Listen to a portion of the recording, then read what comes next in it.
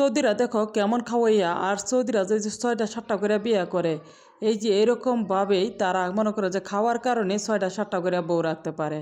আর নাইতে আমাদের বাঙালিরা মনে করো যে একটার বেশি 2টা বউই রাখতে পারে না। এই যে আমার কফিলে 7টা বিয়ে করছে, প্রতিটা বউয়ের ঘরে প্রতিদিন মনে করো যে এরকমভাবে 1-1.5 করে দেশি মুরগির ডিম আনে। যেহেতু আমার কফিলের মাজরা আছে, তো দেশি মুরগির ওইখানে ইন্ডিয়ান পাকিস্তানিরা পাইলা থাকে, এবং কি প্রতিটা বউয়ের ঘরে প্রতি মাসে মনে করো 2টা করে দুম্বা দিয়ে থাকে। আল্লাহ তাদেরকে, এখন জানি না এত অর্থ সম্পদ কোত্থেকে আসে। আমার কপিলে আবার সারাদিন দেখি যে খালি মাজরা মাঝে যারা বৈশা থাকে, তারপরেও কোনো কিছুর অভাব নাই গিয়া। এই যে দেখো যে এই যে ডিমগুলো সিদ্ধ করছি, এখানে না হইলে মনে হয় 50-60টার উপরে ডিম হইব।